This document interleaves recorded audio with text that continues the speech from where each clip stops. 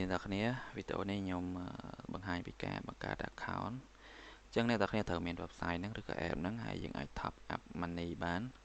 ហើយអានេះ LD mode ទេហើយយើងធ្វើការ clone មករបៀបដែលយើងប្រើប្រាស់យើងគ្រាន់តែមានទូរស័ព្ទ VPN មកយើងអាចប្រើបានហើយអញ្ចឹងយើងអាចបង្កើតតាម LD ហ្នឹងបានគឺវាអត់មានជាបញ្ហាអីទេគ្រាន់តែយើងត្រៀម VPN ទៅគឺខ្ញុំប្រើ VPN ទូរស័ព្ទនៅលើ web លើជ្រុំហ្នឹងហើយមួយទៀតខ្ញុំដាក់នៅក្នុង LD ដើម្បីបង្កើតវាអញ្ចឹងយើងរងចាំតិចមកដើម្បីរងចាំវាដើរសិនទី1យើងមាន Facebook ហើយនិងទី2 VPN ហ្នឹងអានេះគឺយើងអូសយកដាក់នៅលើ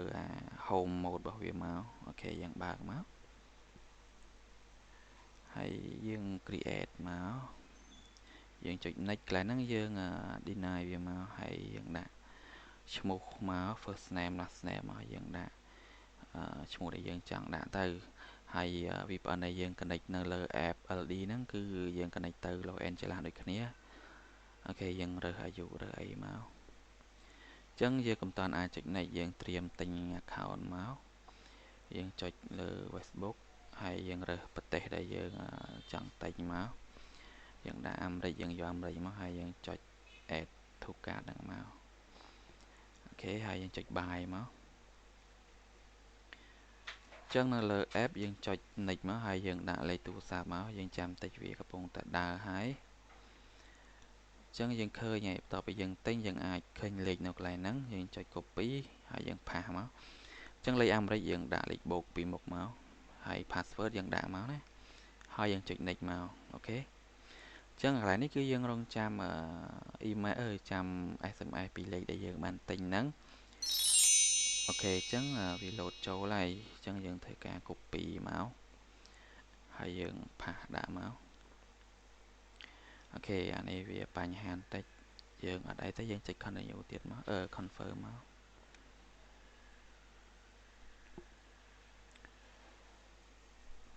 អូខេអញ្ចឹង account របស់យើងគឺបង្កើតបានហើយអញ្ចឹងយើងចុច skip វាមកអានេះក៏ skip ដែរអាហ្នឹងគឺ account ដែលយើងបង្កើតបានឥឡូវខ្ញុំ clear app ខ្ញុំចូល app ម្ដងទៀតមកអូខេយើងចូល profile សិនដើម្បី copy UID យកមកដាក់កន្លែងនេះគឺយើងចុច back មក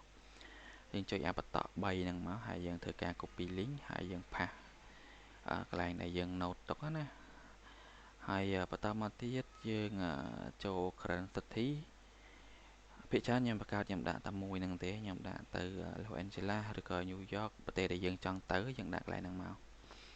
អូខេយើងចុច save មកហើយបន្តមកទៀតយើងធ្វើការ check in មួយកន្លែងនេះគឺយើងដាក់ audience របស់យើងដាក់ default ជា public មកហើយយើង check in កន្លែងនេះយើង allow វាណាតើគ្នាអាហ្នឹងគឺវាចាប់តាមទីតាំងដែលយើងដាក់នៅលើ LD ខ្ញុំគិតថាអ្នកនរគ្នាចេះរៀបចំ LD ឲ្យពីវីដេអូខ្ញុំមុនណាអញ្ចឹងអ្នកនរគ្នាអាចទៅមើលបានហើយយើងឆែកមើល market មកវានៅណាកន្លែងនេះខ្ញុំគិតថាវាចាប់ទីតាំងខុសអញ្ចឹងអ្នកនរគ្នាត្រូវធ្វើការដូរទីតាំងមកដូចកន្លែងយើងដាក់នៅលើ LD នេះអូខេអញ្ចឹងយើង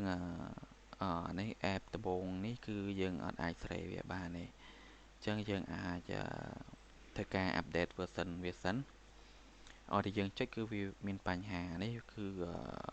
មកពីបញ្ហា Facebook ទេអញ្ចឹងយើង update app សិនមកអូខេខ្ញុំរើស app សិន version របស់វាអញ្ចឹងយើងធ្វើការ update សិនមកណាអញ្ចឹងយើងរងចាំបន្តិចវានឹងដំណើរការហើយអូខេអញ្ចឹងយើងសាកបើកមកវាដើរនៅ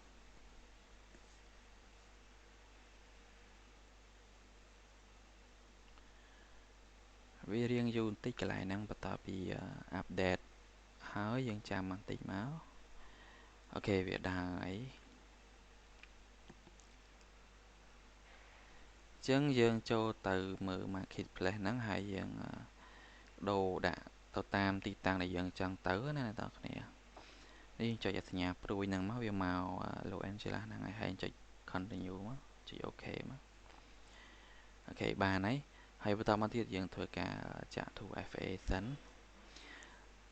យើងចូល setting យើងចូល account center ហ្នឹងមកហើយយើងរកពាក្យថា password and security យើងបើក 2FA មកខ្ញុំគិតថាកន្លែងហ្នឹងអ្នកនរគ្នាចេះហើយអញ្ចឹងយើង next មកអញ្ចឹងបន្តមកទៀតយើងឃើញ copy key ហ្នឹងហើយអានេះគឺ tool generate 2FA